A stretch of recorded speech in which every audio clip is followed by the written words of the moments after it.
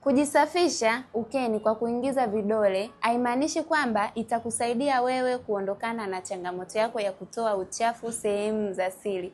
Na walio wengi wamekuwa wakitumia njia hii. Baada ya kuona kwamba uchafu umejirundika katika nguo yake ya ndani, anapoenda kujisafisha sehemu zake za siri, anatumia kidole ili kuondoa ule uchafu. Ni kweli, yawezekana ukiingiza kidole ukeni ukatoa huo uchafu, lakini kumbuka ule uchafu unakuwa haujaisha. Uchafu ule umeanzia kwenye kizazi, na endapo ukatumia kidole kama njia ya kujisafisha, kizazi chako kitakuwa salama. Cha kufanya ni wewe kutafuta suluhisho la changamoto yako, kwani uchafu kwenye kizazi hauondolewi na kujisafisha tu kwa kutumia vidole vyako. Kama ni mwanamke ambaye unapitia changamoto ya kutoka na uchafu ukeni, na huo uchafu ukitoka unakuwa na kuwasha sehemu zako za siri, pia unakuwa na harufu ya tofauti, basi hauna budi kucomment hapo neno msaada ili uweze kupata usaidizi kutoka kwangu. Endelea kufuatilia akaunti hii, utajipatia mengi zaidi kuhusu afya ya uzazi wa mwanamke.